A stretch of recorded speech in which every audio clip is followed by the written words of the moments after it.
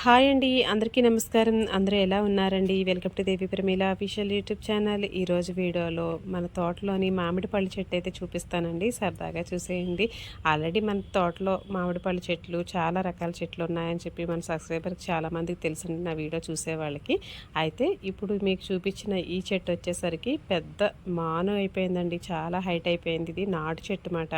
అంటే మనం టెంక తిని పెట్టిన మొక్క మాట. అయితే 12 ఏళ్ల క్రితం తిని పెడితే ఆ టెంక కుండీలో వచ్చిందండి. అది మేము ఇక్కడికి వచ్చిన తర్వాత కింద డైరెక్ట్గా ఈ నేల మీద వేసేసరికి అది చాలా పెద్ద మొక్క అయితే అయిపోయిందండి. ఇప్పుడు పోయిన సంవత్సరం ఈ సంవత్సరం అయితే కనుక చక్కగా పోయిన సంవత్సరం ఒక 2 డజన్ కాయలు పైనే కాసింది. ఈ సంవత్సరం అయితే ఒక 25 కాయల దాకా కాసిందండి. అంటే ఒక 25 కాయల దాకా కాసింది. ఇవి వచ్చేసరికి 2 మొక్కలండి, దసేరి తర్వాత పండూరూరి మామిడి అని చెప్పేసి 2 టెంకలు మంచియే కదా, సరే మొక్క పెడదామని చెప్పి సరదాగా తినిపెట్టిన టెంకలండి. ఇప్పుడు చెట్లు అయితే ఒక 12 ఏళ్ల తర్వాత చక్కగా పెద్దగా అయిపోయి ఇంకా అవి అయితే పైకంట అయిపోయినాయేమో, ఇంకా కొయ్యడానికి రాక అవి ముగ్గిపోయి చక్కగా కింద రాలిపోతూ ఉన్నాయండి ఇలాగా. ఇక ఈ కాయలు ఇప్పుడు చూసి తినటానికైతే ఇన్ని సంవత్సరాల తర్వాత వస్తున్నాయా అని చెప్పి సంతోషపడుతున్నాము. అలాగే మనకి వర్షాలండి, ఇప్పుడు మబ్బులు అవి బాగా పడుతున్నాయి కదా. అయితే ఈ వర్షాలకి ఇదిగోండి పచ్చికాయలు రాలిపోయి కింద నేల దెబ్బ, మనకి కొండలు అవి ఉంటాయి కదా, కింద రాళ్ళు అవి తగిలేసి నేల దెబ్బకి ఇలా పడిపోతున్నాయండి కాయలైతే. అంటే తయారైనవి తయారవ్వలేనివి అన్నీ కూడా ఇలా రాలిపోతున్నాయి. ఒక్కొక్కసారి అనిపిస్తూ ఉంటుందండి, చేతికొచ్చిన పంట నోటి దాకా రాదు అని చెప్పేసి రైతన్నలు బాధపడతారు ఎందుకో అనిపిస్తుందండి ఇలాంటివి చూసినప్పుడే కదండి. నిజంగా ఇన్ని సంవత్సరాలు బట్టి పూత వచ్చినప్పటి నుంచి ఇంకా కాయ మంచిగా నిలబడాలి బాగా అని చెప్పేసి ఏవైనా కొన్ని రకాల మందులు కొట్టడం, వాటికి మంచి ఎరువులు వేయడం, ఇలాంటివన్నీ చేస్తూ ఉంటాము. కానీ వాతావరణం కూడా సహకరించాలి కదండి. వరి పంటనే కాదు, ఇలాంటి మామిడి పళ్ళ పంట ఏదైనా సరేనండి, కొంచెం వాతావరణం కూడా సహకరించాలి. ఇక ఈ రాలిపోయిన మామిడి పళ్ళని చూసుకన్నా ఇంకా చెట్టుకు ముగ్గిన ఈ పునాస్కాపు మామిడి పండుని చూసి చాలా హ్యాపీగా అనిపించిందండి.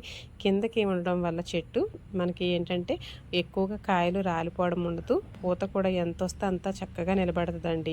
మనకి నర్సరీలో ఇలాగా కిందకి ఉండే మొక్కలు ఎక్కువ హైట్ ఎదిగిపోకుండా గుబురుగా వచ్చి 366 రోజులు చక్కగా చెట్టు కాపు వచ్చి కాయలు కాసే చెట్లు అయితే దొరుకుతున్నాయండి. అవి ఒక చిన్న ప్లేస్ ఉన్నా సరే చక్కగా వేసేసుకోవచ్చు. మనకి ఎప్పుడు కూడా ఈ మామిడి పళ్ళు అనేవి, మామిడికాయలు అనేవి ఎప్పుడూ అవైలబుల్గా ఉంటాయి. ఇక మన తోటలో ఉన్న ఇది పునాస్కాపు చెట్టు. ఇది సీజన్లోనే వస్తుందిలేండి. మామూలుగా అన్ సీజన్లో అసలు కాయలు ఉండవు, సీజన్లో మాత్రం ముందుగా వచ్చేస్తాయండి. ఈ సంవత్సరం కూడా ఒక 7-8 కాయల దాకా కాసిందండి. ఈ సంవత్సరం అయితే చక్కగా ఫస్ట్లో ఒక 2 కాయలు అయితే పప్పు మామిడికాయ చేసేసాను. అది విడిగా వండానండి పప్పు, మామూలుగా ఇలా కుక్కర్లో వేయకుండా. ఈసారి అయితే కుక్కర్లో వేసానండి. ఇలాగ కాస్త ఒక్క టమాటా కూడా యాడ్ చేసి, ఇంకా ఒక్క మామిడికాయని టెంకతో పలంగా అలా వేసేసి పచ్చిమిరపకాయలు ఎక్కువగా వేసుకొని చక్కగా కుక్కర్లో సరిపడా పప్పుకు సరిపడా నీళ్ళు వేసేసి విజిల్ పెట్టామంటే చక్కగా ఇలా ఉడికిపోతుందండి. తాలింపు వేసుకున్న తర్వాత పుల్లటి ఈ టెంకతోటి చక్కగా మామిడికాయ పప్పు తింటుంటే భలే టేస్టీగా ఉంటుంది కదండి. ఇంకా ఈ మామిడికాయ పప్పుతో పాటు చక్కగా ఒక వడియాలు కానీ లేదంటే చక్కగా ఒక ఆమ్లెట్ కానీ వేసుకున్నామంటే ఆ కాంబినేషన్ ఇంకా సూపర్గా ఉంటుంది. లాస్ట్లోను తర్వాత ఎండింగ్లోను కూడా ఈ మామిడి కాయతోటి చక్కగా మామిడికాయ పప్పు చేసుకొని తినండి, చాలా టేస్టీగా ఉంటుంది. ఇక ఇదిగోండి మన తోటలో ఉన్న ఇంకొక పండు ఏంటనుకున్నారు, పనస పండు మాట. అయితే ఈ పనస పళ్ళు వచ్చేసరికి నాటి కాదండి, హైబ్రిడ్ అయ్యేవి. కాయ చిన్నగా ఉన్నా కూడాను లోపల గింజలు అనేవి మనకి ఎక్కువగా ఉంటాయండి. ఆ తొనలు అనేవి కాస్త మనకి పెద్దగా లేకపోయినా కూడా చిన్న చిన్న తొనలు ఎక్కువగా ఉంటాయండి. ఇలా చిన్న పిక్కలు చిన్న తొనలు ఎక్కువగా ఉంటాయి. మనకు అదే నాటు అయితే కనుక పెద్ద కాయలు పెద్ద పెద్ద తొనలు పెద్ద పిక్కలు ఉంటాయన్నమాట. అయితే ఇంకా వచ్చిన చక్కగా ఆ పనసకాయలు కూడా చక్కగా సీజన్ అండి, ఇంకా అయిపోయింది. ఇంక ముగ్గిపోయి ఒక్కొక్కటి ఇంకా రాలిపోతున్నాయి. ఇంక మా వారైతే ఇలా చక్కగా కాస్త నూనె రాసుకొని ఇలా తీసేస్తున్నారండి. అసలు పనస పండుని మాత్రం దాయలేం కదండి, ఏటిని దాసినా కూడాను కొమ్మటి వాసన చక్కగా వచ్చేస్తూ ఉంటుంది. ఇవి పనస పిక్కలే కదండి, పనస తొనలు, పనస ఆకులు కూడా ఎంతో ఉపయోగం అని చెప్పి మన వీడియోలో నేను చాలాసార్లు చెప్తూనే ఉన్నాను. ఆల్రెడీ ఈ పనస పిక్కలతోటి కర్రీ వండే విధానాన్ని కూడా మన ఛానల్లో పెట్టానండి. పనస పిక్కల కర్రీ చాలా బాగుంటుంది. ఒకసారి అయితే నేను చెప్పిన విధంగా ట్రై చేయండి. అలాగే ఈ పిక్కల్ని చక్కగా బొగ్గుల మీద కానీ లాస్ట్లో ఇంకా మనం కట్టెల పొయ్యి మీద అయితే కనుక వంట అంతా అయిపోయిన తర్వాత నిప్పుల మీద కానీ వేసుకొని చక్కగా కాల్చుకొని తిన్నా, కాస్త ఉప్పు వేసుకొని ఉడకబెట్టుకొని తిన్నా ఈ పనస పిక్కలు కూడా భలే టేస్టీగా ఉంటాయి కదండి. కదండి.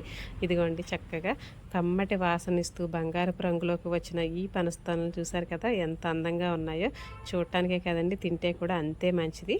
చక్కగా ఇవే కదండి మన తోటలో ఉన్న మునగాకు చెట్టు. చూడండి చక్కగా మునక్కాళ్ళు అయితే ఎంత చక్కగా వచ్చినాయో. వీలైనంత వరకు చిన్న చిన్న ప్లేస్లు ఉన్నా, లేదంటే చక్కగా పెద్ద కుండీలు తెచ్చుకొనైనా సరే, ఇలా వీలైనంత వరకు మనకి హైబ్రిడ్ కాడి నుంచి నాటు కాడి నుంచి అన్ని చెట్లు కూడా అవైలబుల్గా ఉంటున్నాయి కాబట్టి ప్లేస్ని బట్టి చక్కగా యూస్ చేసుకొని మన చేతులతో ఇలా పండించుకొని తిన్నవి చాలా చాలా హ్యాపీగా అనిపిస్తుంది. ఆరోగ్యానికి కూడా చాలా మంచిది కదండి.